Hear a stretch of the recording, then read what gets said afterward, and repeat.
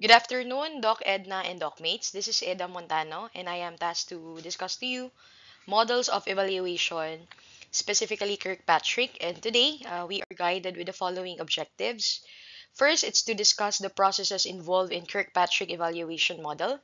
Second, to simulate the application of logic model in a program evaluation as well as the role of Kirkpatrick model. Third, to identify the strengths and weaknesses of the various evaluation forms and approaches in relation to the program and projects. And lastly, it's to identify the contents involved in writing a program evaluation plan. Now, let's talk about the one who's responsible for the Kirkpatrick model. He is Donald Kirkpatrick. And just a brief background about him. Donald Kirkpatrick, a former professor emeritus at the University of Wisconsin, first published his model in 1959. He then updated his model in 1975 and again in 1993 when he published his best known work, Evaluating Training Programs. And let's dig deeper on Kirkpatrick model. So as you can see, we have here four levels. First is the reaction, level 1, level 2 learning, level 3 behavior, and level 4 are the results. The Kirkpatrick model is a globally recognized method of evaluating the results of training and learning programs.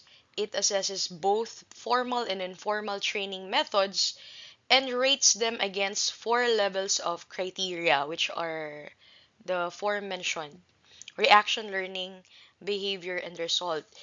Kirkpatrick's model enables engaging and effective training. So this model is also used to improve future training and learning among the participants as well as the trainers' perspective.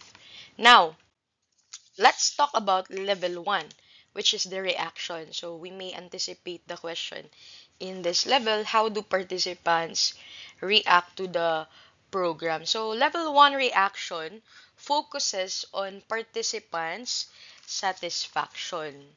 Um, the first level measures whether learners find the training engaging, favorable, and relevant to their job. So this is most commonly assessed by an after training survey. And as you can see, the methods involved here are more on surveys and feedback for a satisfaction survey after the program. Now, you want to, as a facilitator, as a trainer, and if you have the participants, you want to make, you want people to feel that the training is valuable. So it's very important for you to measure how engaged they were, how actively they contributed, and how they reacted to the training, so that it can also help you improve in the future. Now, common questions to ask to the participants include: did you feel that the training was worth your time? What were the biggest strengths and weaknesses of the training? Did the training session accommodate your personal learning styles? From what you learned, what do you plan to apply in your job? These are the sample survey questions in level 1 reaction. And also, I have here another sample survey questions. So, as you can see, it's a Likert scale um, questionnaire. So from 1 is strongly disagree, 5 is strongly agree. And these are the sample statements. The training met my expectation. You rate it from 5 as the highest and 1 is the lowest. The content was relevant to my job or needs. The material and resources were useful. The trainer was effective in delivering the content. And the training environment was comfortable and conducive to learning. We have also open-ended questions. What did you like most about the training? What could be improved in future sessions? And you have to remember, this is just an example of survey, after event survey or satisfaction survey. Now, let's talk about the second level, which is learning. So we may ask in a question in this level like, what did participants learn? All right. So this level measures knowledge skills and attitude changes. Level 2 also gauges the learning of each participants based on whether learners acquire the intended knowledge, skills, attitude, confidence, and commitment to the training. Learning can be evaluated through both formal and informal methods and should be evaluated through pre-learning and post-learning assessments to identify accuracy and comprehension. Again, the methods which are emphasized to this level, which is learning, are pre-test and post-test. So, before the training, you ask the prior knowledge of your participants or trainees, and then after your training, um, you also give them assessment. So, to measure how much your trainees have learned, start by identifying what you want to evaluate. Training sessions should have specific learning objectives, so make those as your starting point. You can measure learning in different ways depending on the objectives, but it's helpful to measure these areas both before and after training. So, this is an example also of uh, questionnaire. So we have two indicators. First, in knowledge and skill application. So for knowledge, you can ask them to list two key concept or skills they learned during the training.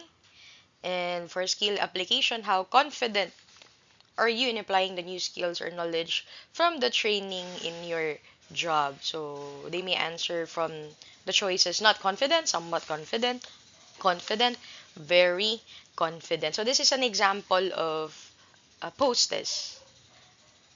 Okay. Or I mean, marami pang ibang possible survey questions. Now, let's talk about the third level, which is behavior.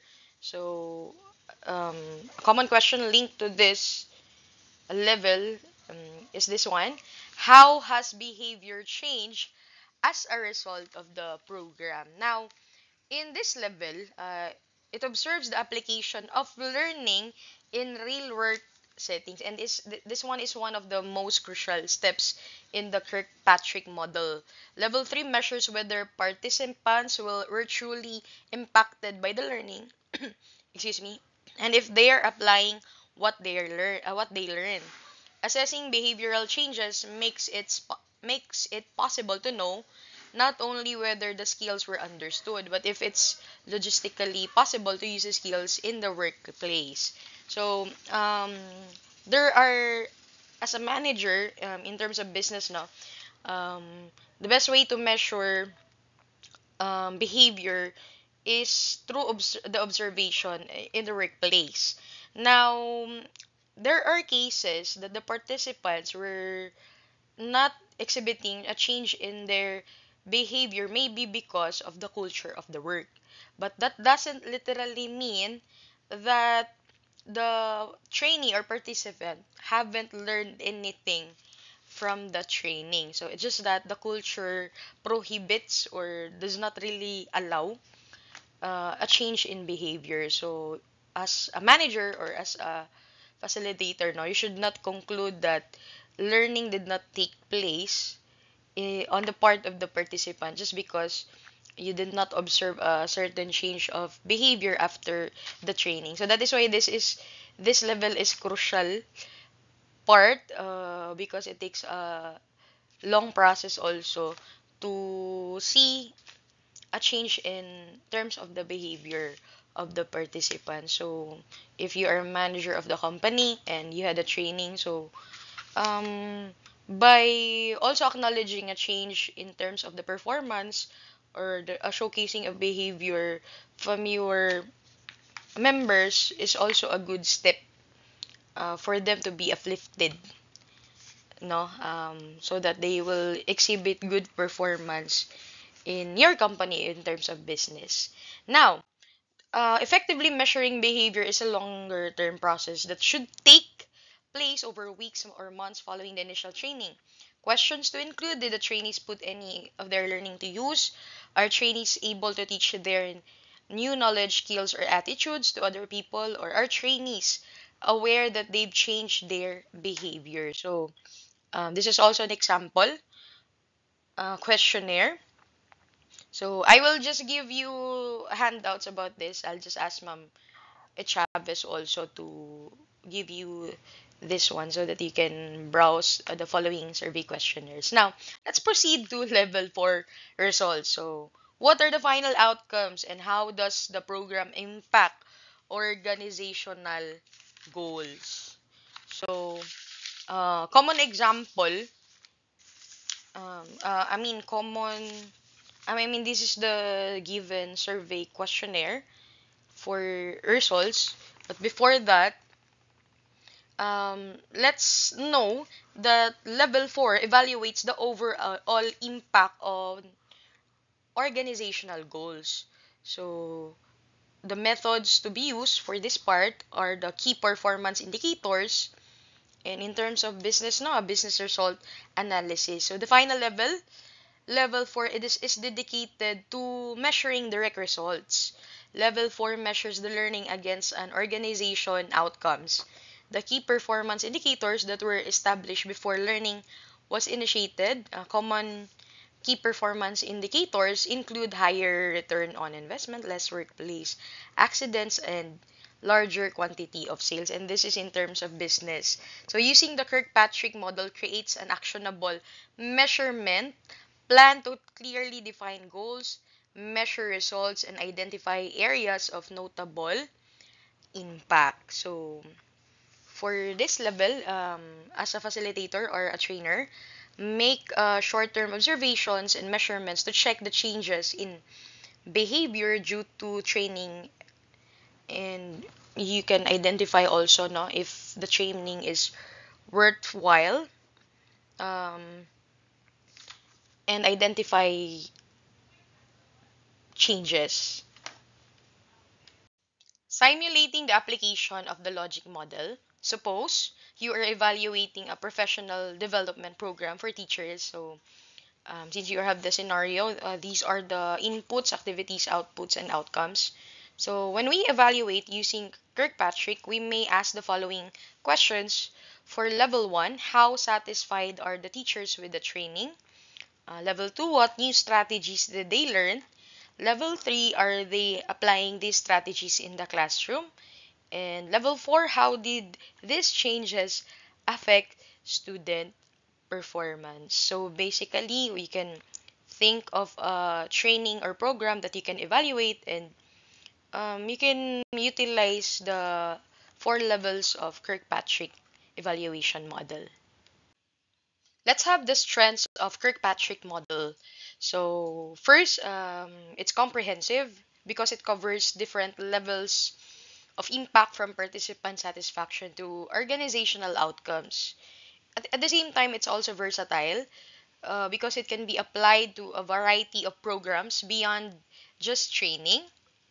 It's also practical because it provides clear stages to evaluate immediate and long-term outcomes.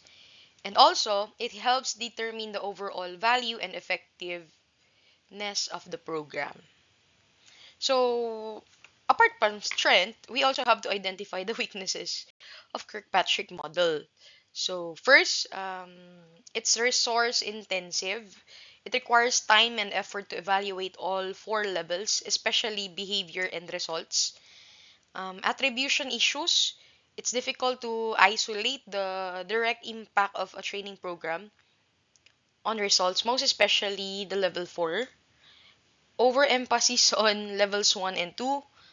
Often, organization focus too much on reaction learning without following through on behavior and results. And lastly, Kirkpatrick model may overlook context. It fails to consider external affecting behavior change and results. So, I will be giving you handouts on Kirkpatrick evaluation model form matrix. So, these are the content of this model. So it encompasses the following headers, level, evaluation focus, key questions, data collection methods, and evaluation metrics. So you can browse this given example, and this will serve as a guide as you evaluate a certain training and program. So next example is this one. So the same, almost the same as earlier, but this is more um, simple. So we have the following: measure, evaluation, description, methods or tools, and the utilization. So please take time to read the given examples which will be given to you. And okay, so these are the references also of this presentation, and that would be all. Thank you very much for listening.